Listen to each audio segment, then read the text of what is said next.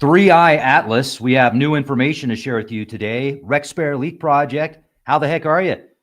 I'm going to have to get a boat because the rain is like, talk about a deluge right now. But that's not what we're here to talk about. I've got new information, 3i Atlas, to share with you. We're going to look at the timeline.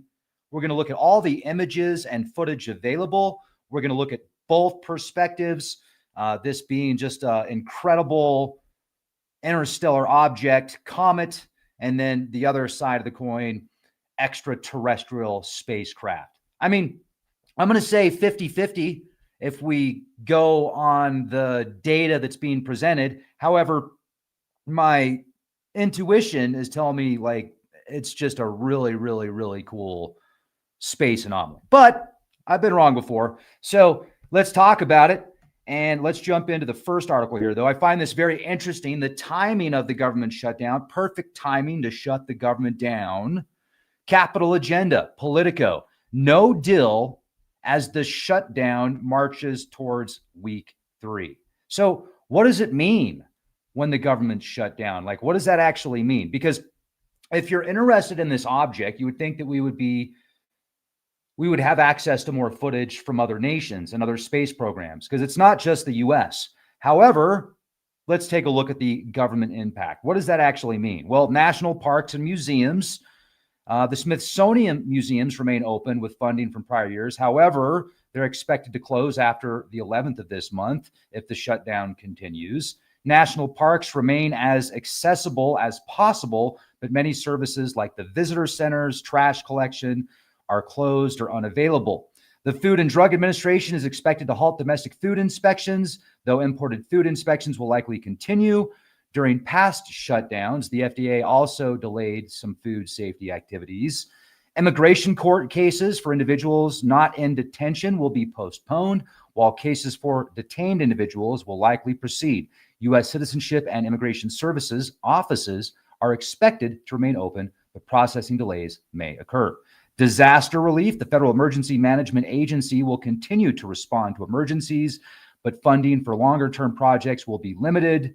Social Security benefit checks will continue to be paid, but administrative and customer service activities, such as benefit verification, will be scaled back.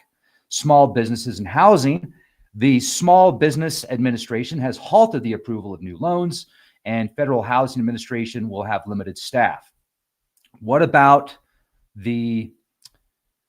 how does this affect space programs like NASA? So the International Space Agency, or Space Station, I should say, a core team of essential personnel at Johnson Space Center in Houston remain on duty to ensure the safety of astronauts aboard the ISS. The Artemis program, in line with administration priorities, work on the Artemis missions to return humans to the moon continues. This is viewed as essential for national security. Active satellite operations, necessary staff continue to monitor and operate existing satellite fleets to protect vital government assets. It's interesting how 3i Atlas isn't included in that, but whatever. The visitor complex at Johnson Space Center in Houston remains open, as it is a nonprofit organization that relies on guest revenue, not taxpayer money. So over 15,000 NASA employees have been furloughed without pay, as are most media and public affairs contracts, educational support, and other non-essential personnel. So NASA's getting the brunt end of the stick right now. Always a straight answer. And most scientific research is paused, including work on ongoing missions. Some robotic missions to other planets, such as those to Mars, may be at risk if they miss critical check-ins. So there you go. Now let's look at the latest imaging and information on 3i Atlas. Here we go. So as you can see right here, Professor Loeb is all over the news right now. 3i Atlas mystery deepens. Astronomer claims there's a 1 in 3 chance 3i Atlas is actually an alien vessel. You can read about that, the Economic Times. IFL Science came out with a paper yesterday. SETI paper responds to claims interstellar object 3i Atlas might be an alien craft. Yahoo News, astronomer, 30+% probability interstellar object is alien craft disguised as a comet. Professor Loeb on 3i Atlas images. It doesn't look like a typical comet, and it doesn't look like a typical comet. So this is his most recent paper, Will 3i Atlas Break Up? And it's interesting how in the news, and not just 3i Atlas, but other comets that have been traveling through the galaxies for millions of years. Sometimes they'll put billions of years on these comets that are traveling through the galaxies. Well, as soon as they get close to our sun, they break up. They break up. Right? So they managed to make it 5 billion years, and then they showed up to the sun. Like there's not a bazillion other stars out there, but they show up to our star and it just breaks up. So it's kind of hard for me to grasp some of these claims that these comets and these asteroids are traveling the cosmos for billions of years, and then all of a sudden, poof, they get close to the sun and they dissipate and they break apart. Now, if they weren't as old, if they didn't put these ridiculous claims about how old these objects are, I think it would be more plausible. And that's just my opinion. So take it for what it is. It's an opinion. But let's look at the latest information from Professor Loeb's Medium page. You should subscribe to his Medium page. October 29th, the interstellar object 3i Atlas will reach perihelion at a distance of 203 million kilometers from the sun. So far, no small objects were clearly associated with 3i Atlas in astronomical data sets. There's been a lot of claims about how there's 7 different objects traveling closely behind 3i Atlas, and I've heard a lot of different theories. Pretty fascinating and exciting to listen to. But the latest images released by ESA's ExoMars TGO show faint features around 3i Atlas that are likely noise artifacts. And that's the video footage we were looking at. Matter of fact, let's take a look at it right now. I'm going to pull it up for you, and then I'll read some of this to you. So here we go. You'll like this. This is pretty exciting.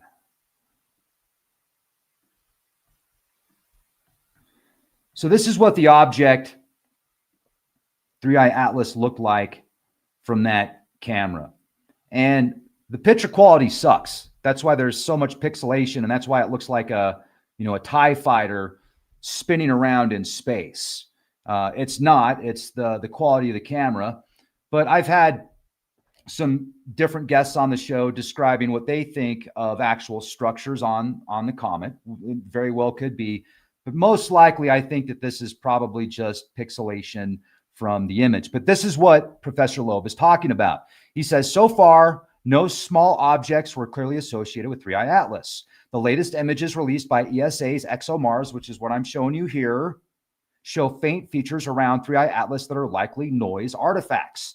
There are unrelated images of contemporary comets, background stars, and the moons of Mars, Phobos, and Deimos, but so far, there are no verified objects that branched off of 3i Atlas. Any objects related to 3i Atlas and images from Mars orbiters or terrestrial telescopes, as well as any new activity of unidentified objects in the Earth's atmosphere, which is being monitored by the Galileo Project observations, would be of great interest in deciphering the nature of 3i Atlas. If 3i Atlas is a comet of natural origin, it could disintegrate into fragments as it comes closer to the sun. We should keep our eyes on the fuzzy ball of light and check whether it breaks up into independent, smaller dots of light. Now, comets typically disintegrate primarily as a result of heating by the sun. This makes sense. But sometimes also by gravitational tides and rotational stress from outgassing. The catastrophic breakup of a comet into multiple fragments is difficult to forecast without knowing its detailed composition and material strength. That also makes sense. Studies of comets like 67P, Churyumov, Gerasimenko show, which is just a comet, show that they may have formed from smaller pieces that gently coalesced, leading to a poorly cemented structure with many internal fractures, which makes these objects susceptible to breakups. When a comet gets too close to the sun, solar radiation heats its icy nucleus. Volatile ices like carbon dioxide, carbon monoxide, or water sublimate directly into gas, carrying away dust and small rocks. Smaller objects have a larger surface area per unit mass, making them more vulnerable to excess heating and further mass loss. This process can cause the comet to break apart if the mix of ice and dust cannot withstand the resulting thermal stress. So, the jets of sublimated gas are not distributed evenly across the comet's surface and act like thrusters, spinning up the nucleus. Fast rotation could also break up the comet, as inferred for Comet 332P. Here's where it gets even more interesting. Well, let's go back to Shoemaker-Levy 9. That object was torn apart by Jupiter's gravity and it crashed into the planet. That's a common occurrence. This is where it gets interesting. A fleet of smaller objects could also appear as a result of a technological mothership, which releases mini probes to study multiple targets simultaneously. Smaller mass probes require less power for maneuvers aimed at exploration of self-replication in many locations at once. Right now, we don't have great imagery of this object. It goes on to say, ESA's Jupiter Icy Moons Explorer, JWST, the satellite JWST, give it some juice, during the month of November and December, terrestrial observations will be available to monitor 3I Atlas to see if it disintegrates like a natural comet or releases mini probes as a technological mothership.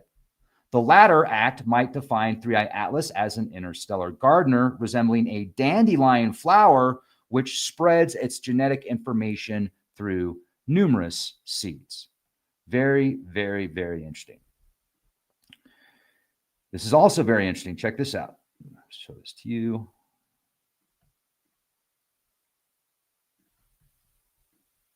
Here we go. Look at this.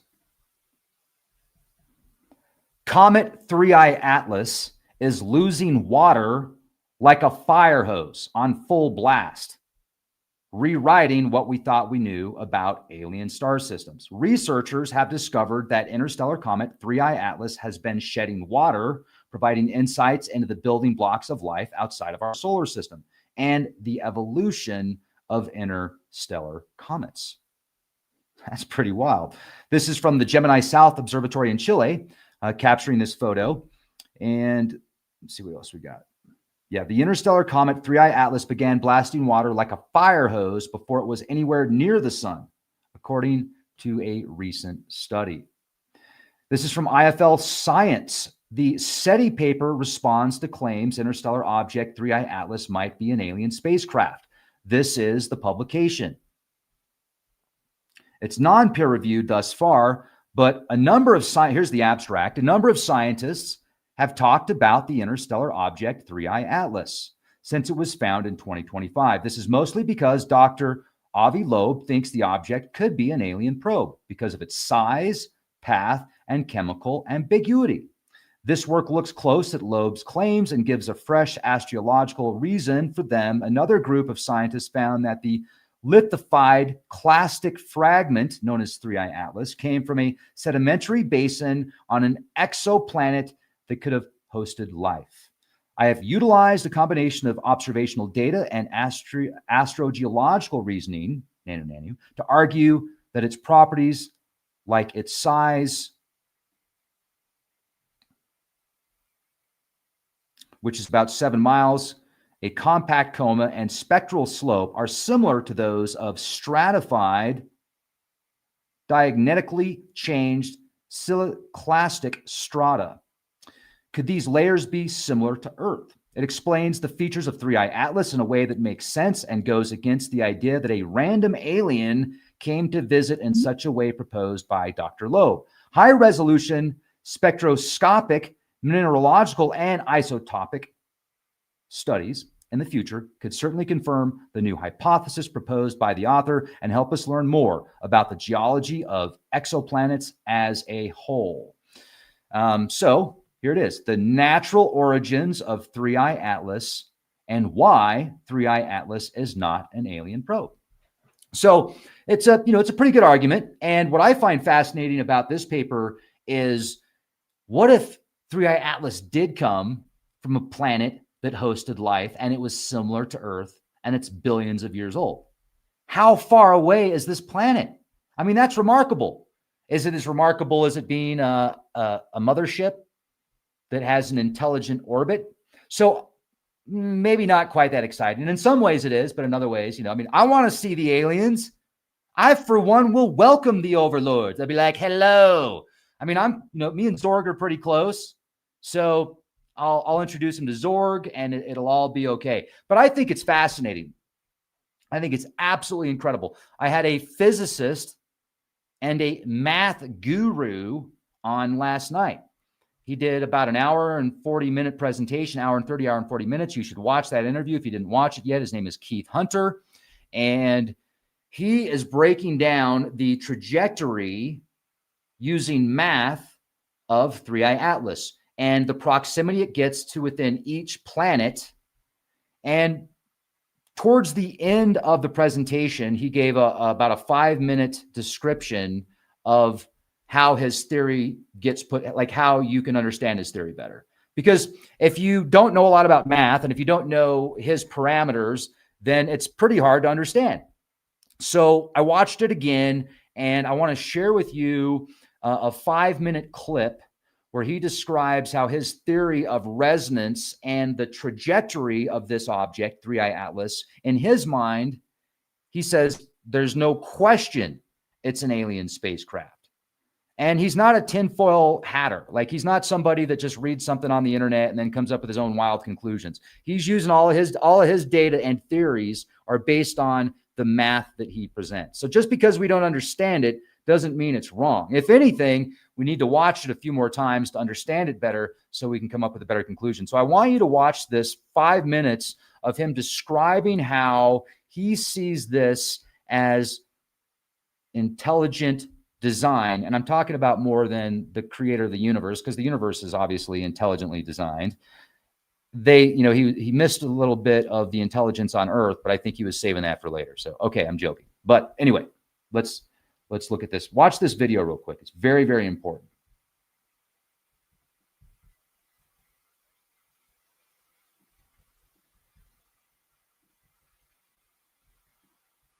I hope you can hear it. So you got to let me know if you can hear it okay as well.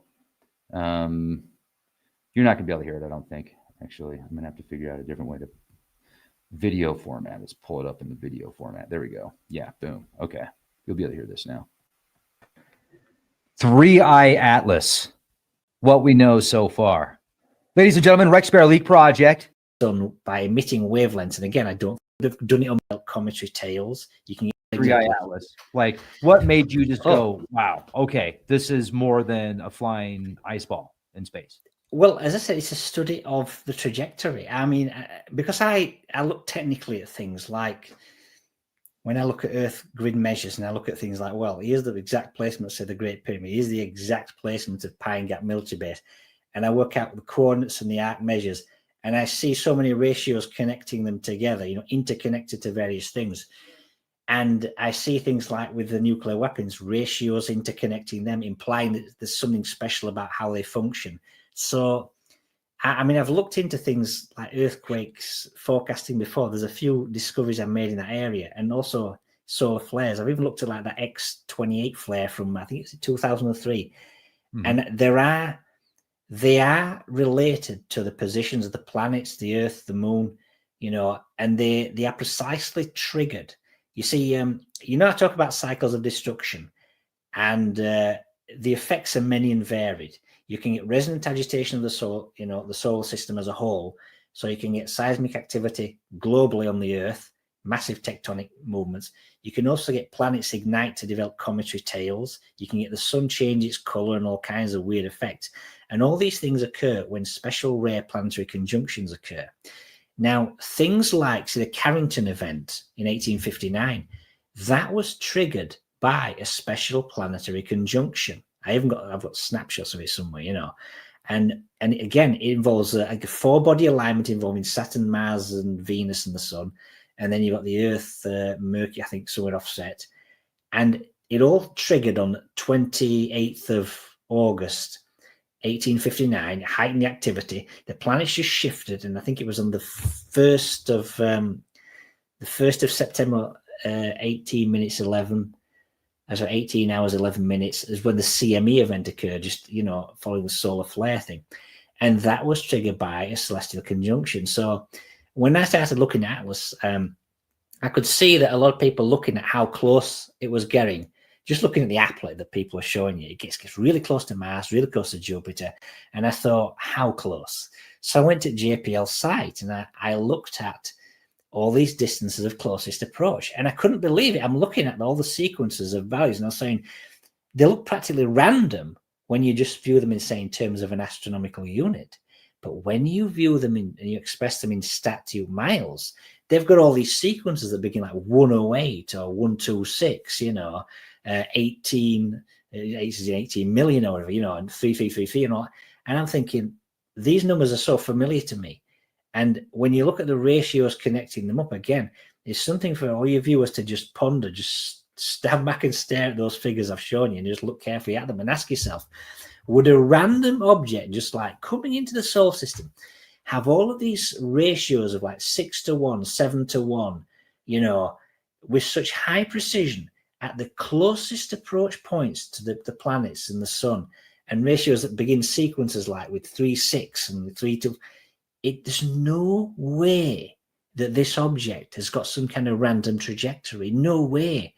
And when you study these distances and then you start looking at the radiuses of the core of the sun and of the earth, and you start looking at the ratios between some of these critical distances connecting solar flares, when you see these ratios like 4/5, you know, and things like that, and 3.6 as a sequence, these connections are extremely powerful. They're very suggestive. I can totally understand why some people would be thinking that a solar flare could be triggered by Atlas 3I. I do think it is a probe of some sort. I think it is actively scanning all of the planets. It's like it's pinging them. It's like, again, not of the electromagnetic spectrum, but it's firing beams of energy as it gets close to them and causing resonant agitation. It may have caused earthquakes for all we know on Venus that so far, obviously, we'd never know it, but it could have already done it, or it could have done it on Mars. We wouldn't really know this. You know what I'm saying? Why would it do that to create these earthquakes? I don't think, this is the thing, I don't think that necessarily it's doing this to just cause destruction. I think this is effectively a scan. You know, it's a resonant agitation. It is a means of scanning, you know, probing a system and seeing how it behaves. And I do think it's an unmanned probe, this Atlas 3I, because if you think about it, as I said, it's got to have been in our solar system, at least from the outer edges, and it's going to continue on for a few decades. Why would it remain here? If this was some fast-moving ship, it could play, you know, like warp speed, whatever, fly to each planet, do a scan, next one, scan, couple of days, and it's gone. But it's not doing that. It's deciding, hey, we're going to stay in this solar system here for a few decades. Why? Because it's actively monitoring the solar system. That has to be its mission. It's monitoring it for a duration. Like when we monitor something in a long-term study, you know what I mean? We're doing some scientific study that lasts decades or whatever. It's obviously monitoring the planets and whatever for energetic changes. And I personally think that, you know, I talk about cycles of destruction. I think that there are a few critical dates of interest up and coming where we may have a major, you know, global catastrophe like of the ancient times, you know, because there's certain special planetary alignments that are up and coming. And I wonder if its presence in the solar system might ultimately be tied into that, to some of these great Earth changes. So it needs to be here for a few decades just for them to play out. That's just a theory, though. No, okay. And November 3rd is one of those dates that you theorize there could be a big event take place, or you're thinking that because of the location of Atlas, 3I Atlas? Yes. Okay. The critical dates are, for the first one is the 29th of October, 11 hours, 44 minutes. That's the optimized time when it reaches its closest approach to the sun. And I think, could it trigger either a solar flare, a massive solar flare at that time, or even an earthquake at that time because of the affinity to the Earth? So that's the first date, 29th of October, 11:44. The second date is just a few days later, the 3rd of November, 5 hours, 56 minutes, universal time. That is the time when Atlas 3I gets the closest approach to Venus. But At that same time, that distance between Atlas 3I and the Earth is highly significant in and of itself. It ties in ratio-wise 4/5 to the 1.9, you know, the earthquake, sorry, the X-flare, I think it was the X-flare one, that 4/5 ratio I showed you, yeah? Again, it strongly implies that there's something going on here, you know, that it links together. And you're thinking, 3rd November, 5:56 Universal Time, could we either again on that date have a major solar flare or some major earthquake? The mathematics is highly suggestive. I admit it's the kind of studies that, to me, it's something I'm all too familiar with, but this area of physics, and maybe a lot of your viewers, they might not have come across a lot of this work. It is pretty esoteric and niche, the kind of work I do. If you're familiar with works through from Bruce Cathy, you might well understand exactly where I'm coming from straight away, you know, because he's one of my heroes. I've got quite a few of his books on my bookshelf. But if it's not something you're familiar with, you'd need to maybe step back and look more carefully at it. This is why the proof is a kind of technical one. That's what I'm talking about. So, hello. There we go. I got the green screen. It made it look like I was shapeshifting there for a minute. Keith knows his stuff. He's a super bright guy. And like I said, if you want to watch that interview in full, if you didn't watch it yesterday, or if you watched it yesterday and you didn't make it to that part, I think once you watch that part, the rest of the interview makes a lot more sense. And so let's get back to some of the latest information we have here on 3I Atlas. And I'd also like to share with you, here we go. One more time. This is the latest footage available of 3I Atlas. This is from the European Space Agency. This is from the ESA. This is the ExoMars and Mars Express observing Comet 3I Atlas. Here we go.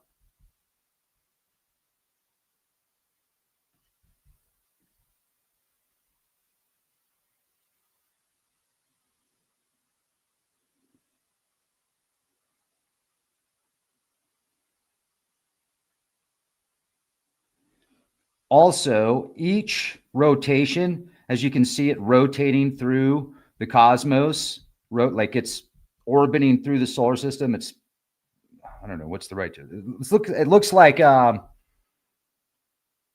looks very unique the way that it's moving. It takes about 15.9 minutes approximately each rotation. That's the word I was looking for. Each rotation is around 16 minutes approximately. So that it isn't rotating that fast. That's zoomed in, and the footage itself, let me read this to you again. 2 Mars orbiters had the closest view of the comet of all ESA spacecraft during its closest approach to the planet October 3rd. The interstellar interloper was 30 million kilometers away. So it's still about 18.5 million miles away from 3I Atlas. Each spacecraft used its dedicated camera to watch the comet pass. Both cameras are designed to photograph the bright surface of Mars, just a few hundred to a few thousand kilometers below. Scientists were unsure what to expect from observations of a relatively dim target so far away. The ExoMars TGO captured the series of images shown in the GIF that we're watching here. It's a GIF is what it is, with its color and stereo surface imaging system, CASSIS. The Comet 3I Atlas is the slightly fuzzy white dot moving downwards near the center of the image. So that's what we're looking at right here. This dot is the center of the comet, comprising its icy, rocky nucleus and its surrounding coma. So that's what we're looking at. Then goes on to say that the CASSIS could not distinguish the nucleus from the coma because 3I Atlas was too far away. Now remember, this thing's almost 20 million miles away. Imaging this kilometer-wide nucleus would have been as impossible as seeing a mobile phone on the moon from Earth. But the coma, measuring a few thousand kilometers across, is clearly visible. The coma is created as 3I Atlas approaches the sun. The sun's heat and radiation is bringing the comet to life, causing it to release gas and dust, which collects as this halo surrounding the nucleus. The full size of the coma could not be measured by the CASSIS because the brightness of the dust decreases quickly with distance from the nucleus. This means that the coma fades into the noise in the image. Typically, material from the coma is swept into a long tail, which can grow up to millions of kilometers long. That's what I think of when I think of a typical comet, right? And that's probably what you're thinking of too. So as the comet moves closer to the sun, the tail is much dimmer than the coma. We can't see the tail in the CASSIS images, and I think that's very odd, but it may become more visible in future observations as the comet continues to heat and release more ice. Nick Thomas, principal investigator of the CASSIS camera, explains this was a very challenging observation for the instrument. The comet is around 10,000 to 100,000 times fainter than our usual target. So there you go.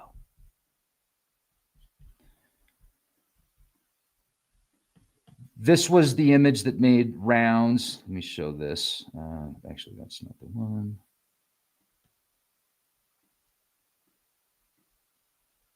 All right. This one right here. This is from Simon Schmau. I think Perseverance may have spotted Interstellar Comet 3I Atlas last night from Mars. After stacking 20 images, so he stacked 20 images from the mast cam Z, he found a faint smudge of light in the constellation Corona Borealis close to the location where the comet was expected. And that's how you get this object right here. And then here's the location of it.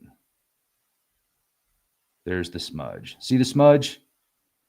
So that little smudge, with Photoshop, you can turn it into a spacecraft or whatever you want. I mean, that's the problem, is it's just not a very good image. But this is from the ESA, like I was showing you a moment ago, and we just zoomed in on it. So here's what it looks like from their website. And then if you can do a screenshot of this and then zoom in on it, so that's the object right there. And then let's go to the sky live. This is the sky live. And let's take a look at where Atlas is right now. So, oops, moving fast. Let's slow it down here. Pause it. There we go. What is today, the 10th? Yeah, October 10th. All right. So here's where Atlas is. It was closest to Mars on the 3rd. Let's play this out. Let's slow it down.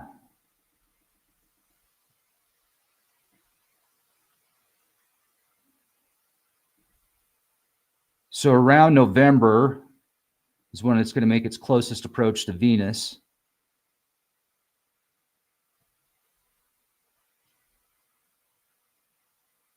Now we're in January. Looks like it's going to be February sometime when it gets closest to Jupiter. So let's pause it. Now we're in March, April. It's probably be what, April 1st? April Fools. No, it looks like around the beginning of the first week of April, it's going to make its closest approach to Jupiter. Zooming out, somebody asked where it came from. This is its trajectory, which is actually, in terms of space, not too far from the WOW signal, where the WOW signal came from. Are you familiar with the WOW signal? Check this out. This is really cool. WOW signal.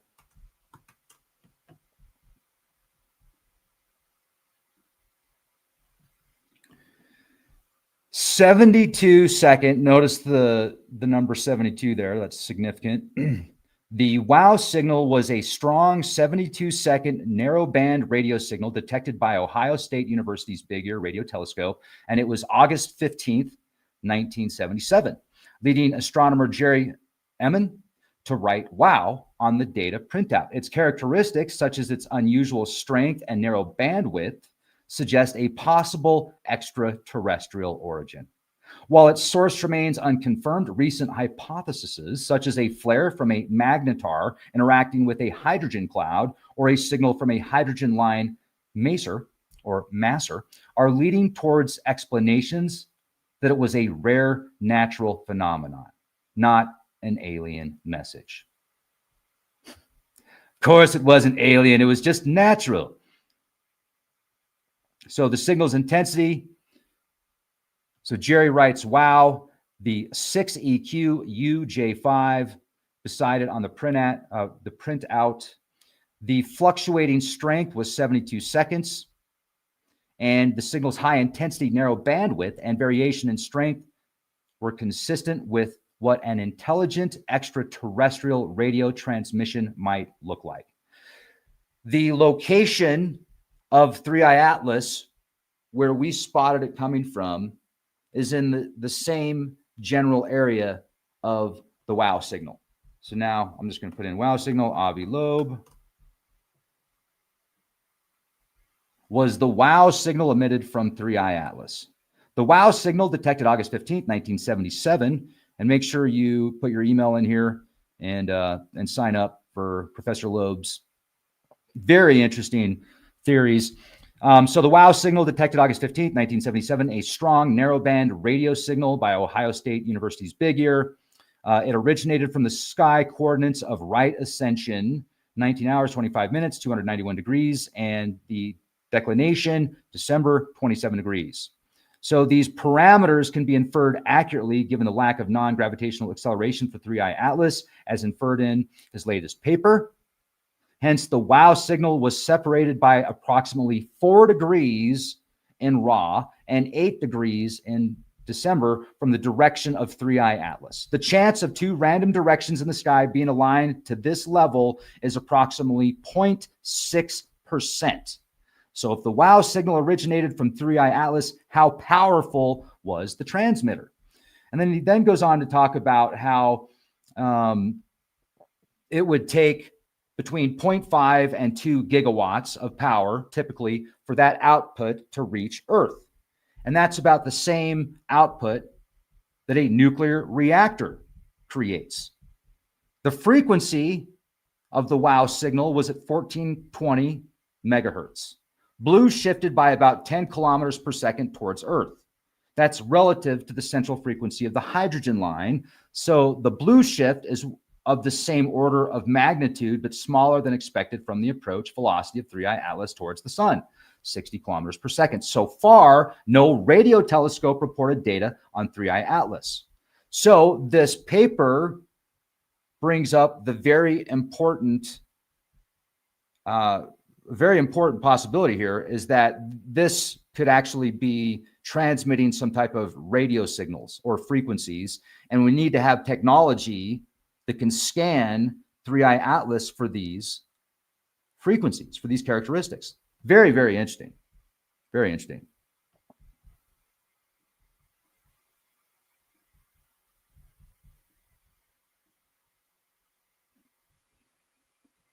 Anthony says, so is 3I Atlas still coming here, or is it waiting for something? Well, it seems to be on a very peculiar and intelligent orbit.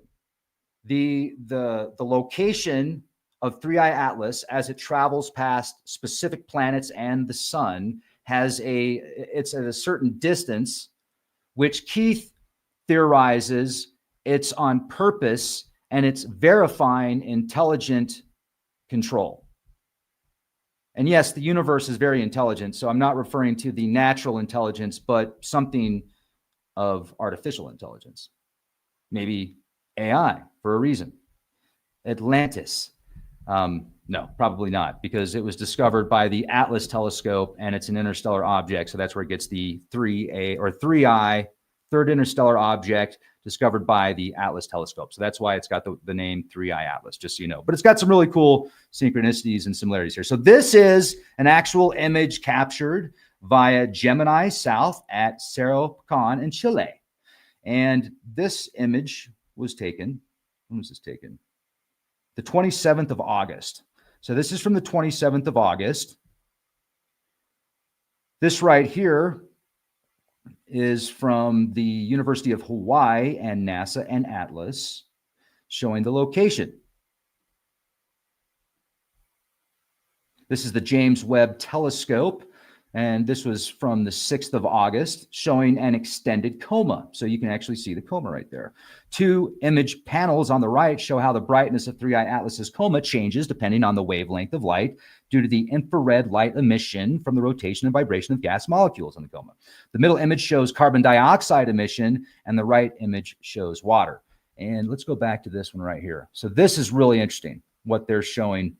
Comet 3, and this is just published yesterday. Comet 3I Atlas is losing water like a fire hose on full blast, rewriting what we thought we knew about alien star systems. The researchers have discovered that interstellar comet 3I Atlas has been shedding water, providing insights into the building blocks of life outside of our solar system and the evolution of interstellar comets. And this paper is non-peer-reviewed, just published recently, a few days ago. And if you're just joining us, you can get the paper right here. Here's the link to it.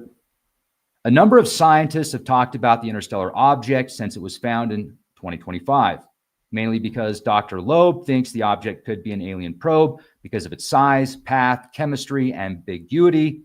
So he analyzes the claims. Let's actually get into this and look at some of the just clip notes here. So this is the size in comparison. You can see 3I Atlas is massive in comparison to the first interstellar object, which was 1I, Oumuamua. Oumuamua, meaning probe.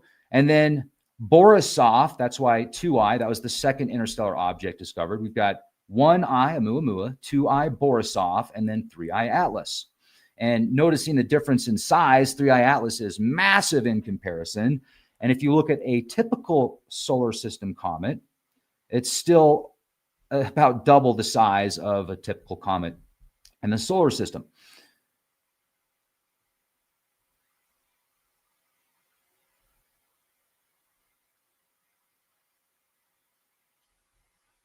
I'm going to scroll down here a little bit. Oops. Let's look at the controversial hypothesis and then the scientific consensus. Loeb suggested that 3I Atlas could be a probe from another planet. They came up with their notion because the object's origin, estimated size, was about 20 kilometers. Its path was within 5 degrees of the ecliptic plane, and it did not have any chemicals that could be identified. They said that close planetary visits are quite unlikely, with a chance of about 0.005%, and that a solar Oberth maneuver might happen. However, the improved size estimates and statistical analysis of trajectory alignment have shown that all of these claims are false. Their new findings support the idea that the object came from nature. What is the scientific consensus? It is obvious from articles like phys.org and Scientific American that most scientists support a natural explanation for 3I Atlas. In this explanation, the organization's cometary traits and how they are similar to other ISOs are given more weight. There has been a lot of debate about Loeb's suggestion, which makes it evident that it is very important to undertake extensive evaluations based on evidence. R is exactly what our work tries to do. Then let's get back to what do we got here. So this is the spectral slope comparison, 3I Atlas, a D-type asteroid, and then 2I Borisov. Pretty close with the spectral slope.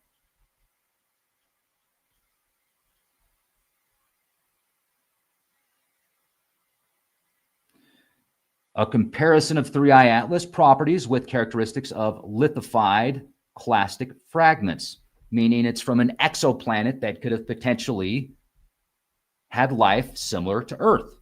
And it's billions of years old. Fascinating, right? I mean, that's so fascinating to think. If this is actually a piece of a planet, it broke away from a piece of a planet from, I mean, can you imagine the catastrophe that would create this Manhattan-sized object to travel through space at 130,000 miles an hour, approximately? I mean, it's pretty remarkable. And it's been traveling for billions of years, and it's finally made it. It's finally close to Earth.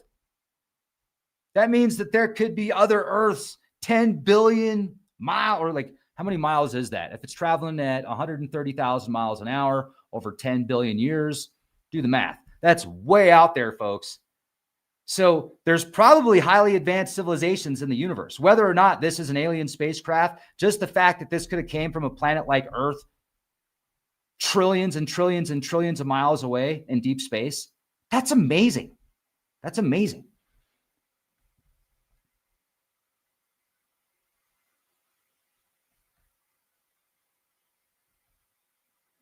Comparative analysis with solar system analogs. It might be feasible to learn something by comparing the properties of 3I Atlas to those of solar system objects that show aqueous modification, like CM chondrites and Ceres. Ceres is awesome. Interactions between water and rock make clay minerals that are found in CM chondrites. Their spectrum properties are similar to those of D-type asteroids. In the event that 3I Atlas displays signatures that are comparable, this would provide weight to the idea. Basically saying it's like a miniature planet, like a planetoid, kind of is basically what it's saying. So the study shows that the features of 3I Atlas are consistent with a natural origin. This means that Dr. Loeb's idea that 3I Atlas is an alien expedition is not true. We think that 3I Atlas is a lithified clastic fragment from an exoplanetary sedimentary basin because of its size, comet-like features, spectral qualities, and the fact that it came from the thick disk of the Milky Way. The fact that it was found supports this idea. The astrogeological concepts and terrestrial analogies that support this idea suggest that there was water activity in the past and that there may be biosignatures. Future high-resolution spectroscopic, mineralogical, and isotopic studies could help confirm this hypothesis. These studies would also help us learn more about the geology of exoplanetary and interstellar objects. Wow. Hello. That's pretty cool. That's pretty cool. Now, we do have several comets in the night sky right now. We've got visible in the night sky C2025 A6 Lemon, and C2025 R2 Swan. Not R2D2, but R2 Swan. That's better than Black Swan. Let's hope that 3I Atlas doesn't create a black swan. There has been a very interesting paper written on that, and we can talk about that. I've actually heard reports, and I can't verify this, but I've heard of people that are going to trade stocks based upon where the location of 3I Atlas is. Found that very interesting, but I can't confirm that. So anyway, being among the brightest and most accessible for observation in the Northern Hemisphere, then we've got C2025 A6 Lemon may become visible to the naked eye in the Northern Hemisphere by mid-October. It is best seen with binoculars or a telescope. And then we've got C2025 R2 Swan, also visible with binoculars or a telescope. Other fainter comets are also present, but require telescopes to view. 65P Gun and 40P Vesala. Fainter comets. So we've got 65P, 40P, C2021, C2024, which are both discovered by Atlas, hence Atlas on the name, and then 3I Atlas.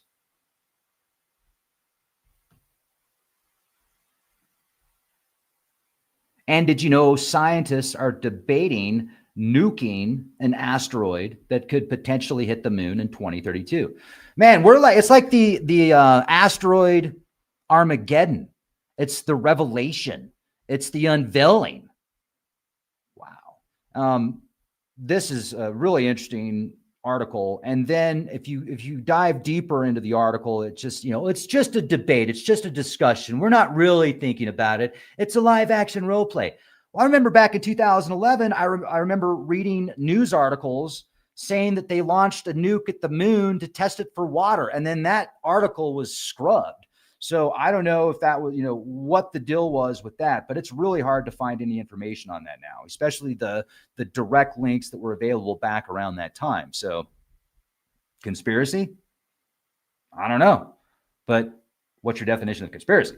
That's really what we should be asking.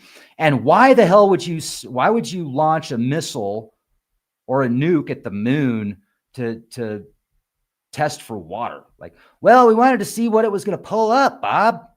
That's like, that made me think of all sorts of weird things. But now they're talking about nuking the I think this is Y24. YR4. Yeah, asteroid YR4 could hit the moon. Scientists propose launching a nuke and blowing the out of the asteroid. Good idea. Could nuking a city killer asteroid save the moon? Oh, man. What could possibly go wrong? I remember when scientists were talking about nuking Jupiter. Scientists propose nuking Jupiter.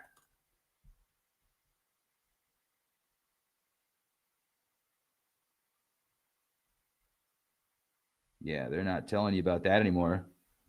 I remember finding articles on that pretty easily back 15 years ago. Now, no, they never talked about that. Those weren't scientists. Those were people in think tanks. Oh, man. Wow. No, they would never think of doing that. They just like to use them here on Earth.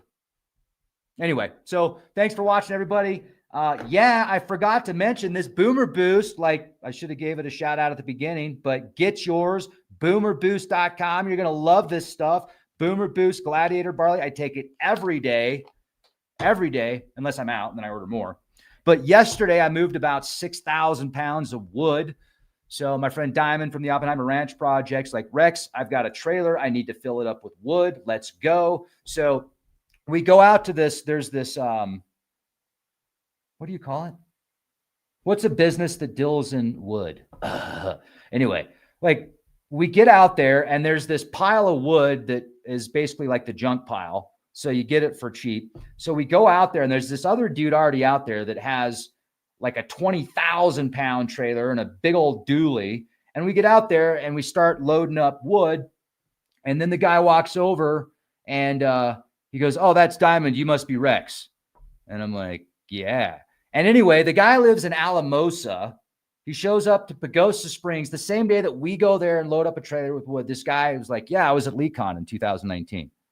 Weird. Like, it's a small world. But anyway, I'm just bringing that up because this is like the second. We've moved like 12,000 pounds of wood the past 3 weeks. And I got 6,000 more pounds of wood to move next week.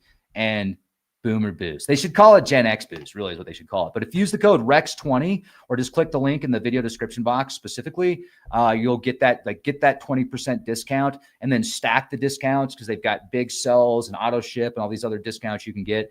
So take advantage of the opportunity. Take the 30-day challenge. Subscribe to our Rumble page, totally free. Just subscribe. It'll take you 90 seconds. That helps me out substantially. That helps Leak Project grow. So thank you. And also make sure that you're subscribed on YouTube. For whatever reason, just double check the bell. Make sure that the bell is rung for all notifications. So you'll get access. Hopefully you'll get notifications when we do podcasts. And we're doing exclusive content on Patreon. So if you want to see some exclusive content, check us out over on Patreon.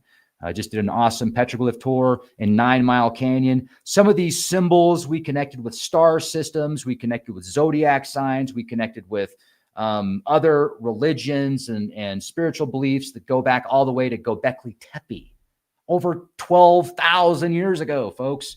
But 9 Mile Canyon's in Utah. So have a beautiful day. Thank you. Be the change you want to see.